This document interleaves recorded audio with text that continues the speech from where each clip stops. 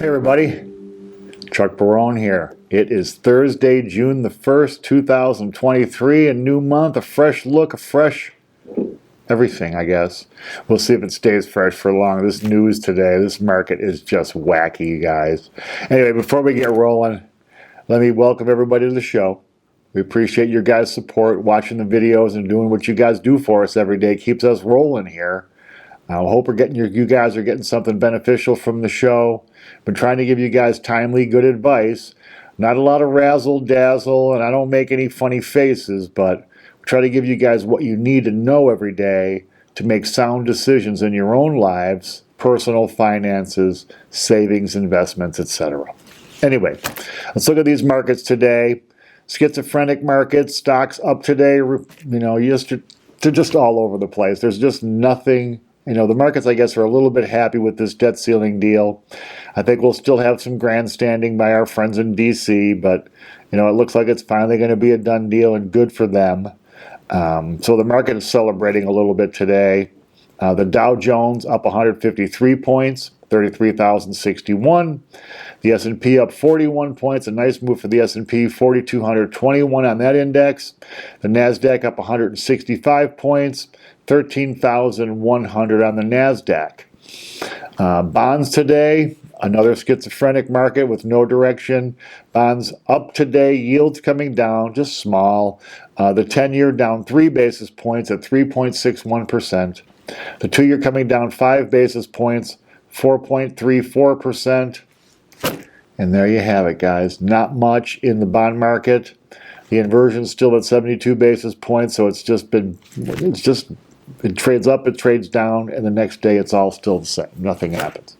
The dollar today, though, down actually about a little more than half a point, 103.56 in the index. So a little weakness for the dollar today equals a little bit of a rally for gold and silver. Gold charging ahead around $15, $1,977.40 for an ounce of gold.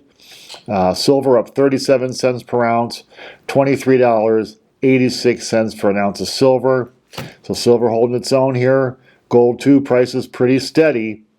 Nice to know that this metals market is holding strong in the face of all the news, uncertainty, strong dollar rally, and now possible more rate hikes.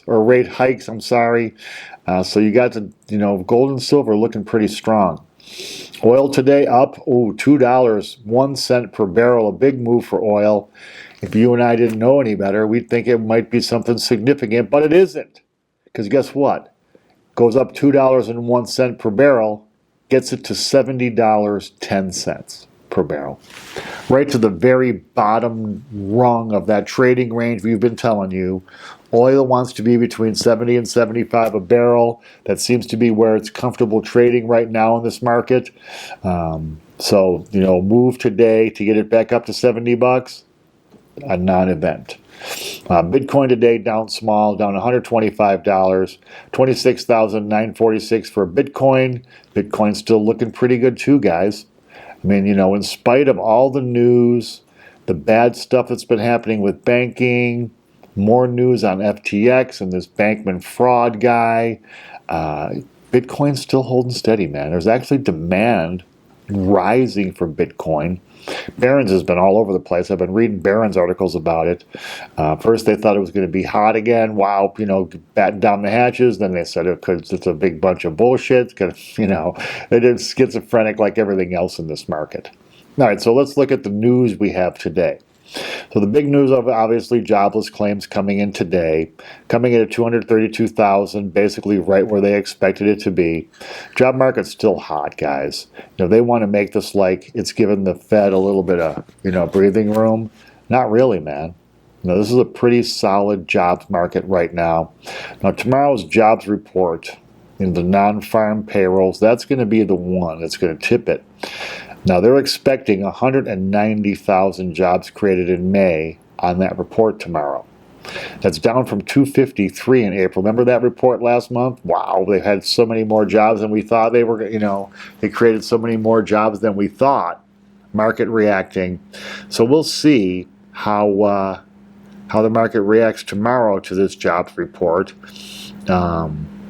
190,000 jobs in a month is still a pretty good number.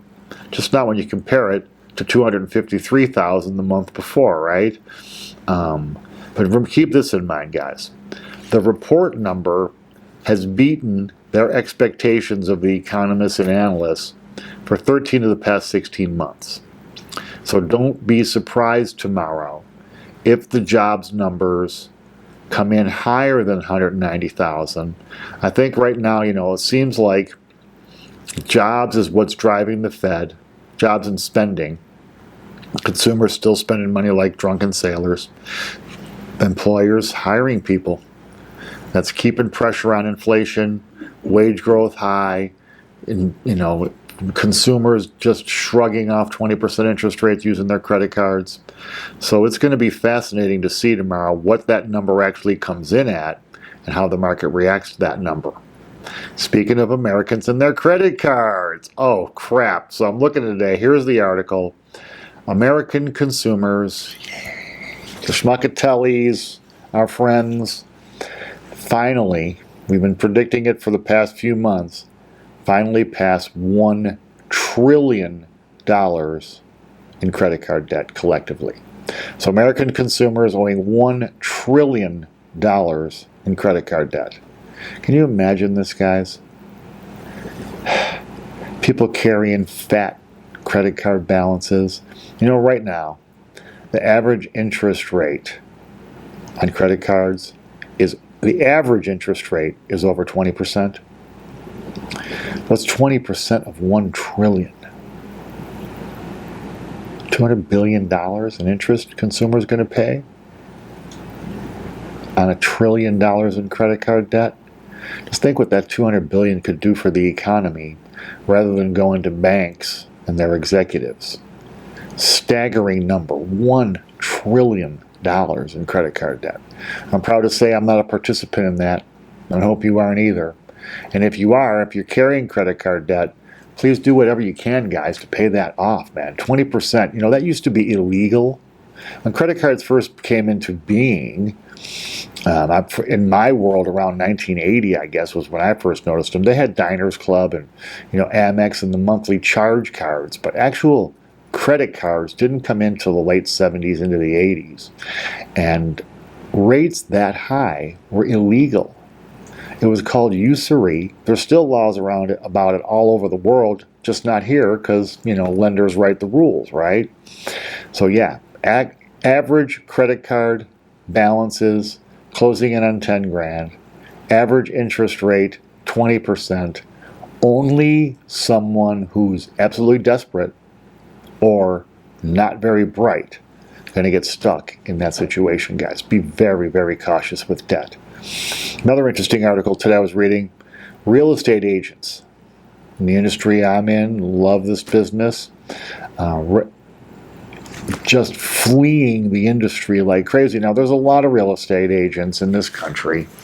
Here in Las Vegas, an abundance of them. A lot of agents are retired people. They look to do a deal or two a year just to keep busy, give them a place to go, to get out of the house. They can do a deal or two, make some extra money during the year to supplement their retirement funds. It's great. I think those are not the people fleeing, though. What you're seeing is people that thought that they were going to get into real estate, it was going to be very easy. Real estate is an industry that you don't need a college degree to get into. You can pass the exam, you're licensed, and you're good to go. So, we get sometimes in real estate and mortgage, especially when times are fat, we get some people in the industry who maybe shouldn't be in that industry for any real length of time. Well, now the opposite is happening. Running from the business like just crazy. More than 60,000 realtors have given up their license in the past 6 months. 60,000 realtors in the past 6 months.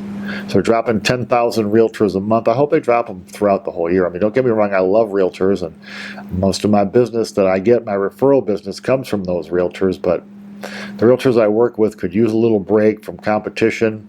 You got these one deal, I call them the deal of the month club or even the deal of the year club. or have that one deal that means the world to them. They get in the way, they clog up the system, they take business from people who are going to stay in the industry and be productive.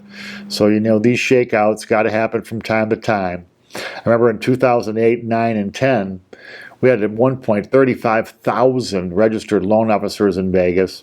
By the time the carnage was over, 90% of them had left the industry. 90%. So this is kind of not a big shock, but nonetheless, to see 60,000 people out in 6 months tells you it's like the canary in the coal mine, right, guys? These realtors don't believe they're going to be able to make a living in real estate. Their families are going to be impoverished because they're in real estate. They're going to get out and do something else. What does that tell you about the state of the industry? Anyway, let's talk, before we go today, a little bit about commercial real estate. Big doings in commercial real estate, massive fear now.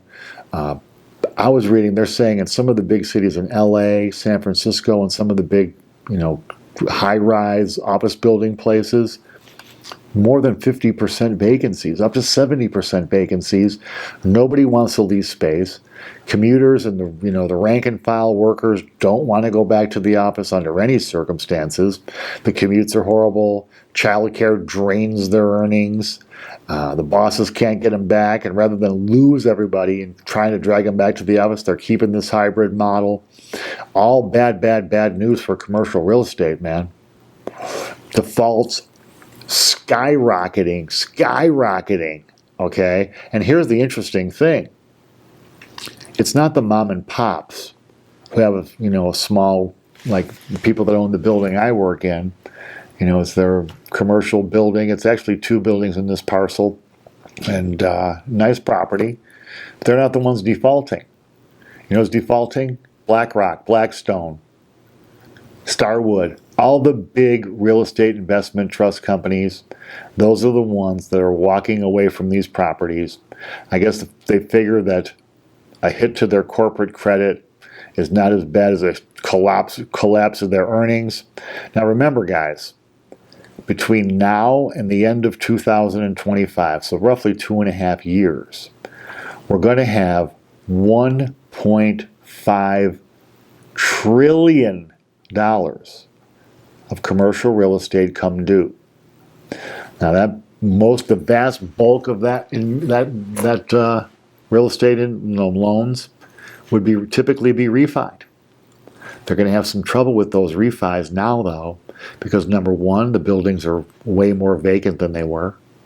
So their cash flow may not support a loan, especially with a significantly higher interest rate. That's the second problem they're going to have, is rates more than double what they were the last time they took a loan on the property. So the payments and acquiring the loan is going to be difficult, and making those payments is certainly going to be painful if they can even get a loan. So this just the tip of the iceberg on this corporate real estate, the commercial real estate thing. It is going to get bad, guys. Now the good news is it's compared to a residential market, even a total collapse probably would not be the big meltdown of the total economy like residential collapse was in 2008 and 9. So that's good news, but let's keep an eye on this commercial real estate sector, because it's the Titanic now. It's done hit the iceberg. We'll see how long it takes before the whole thing goes under. Anyway, that's it for the day, guys. We appreciate your support. If you like what you're hearing, please hit the like. It changes the algorithms, gets our video out there to more people. If you have any questions or concerns, you just want to shoot the breeze, hit me up in the comments section. Check your subscription. Make sure your notifications are on. We'll be back tomorrow to bring you guys the news you need. Until then, people, take care. Thanks.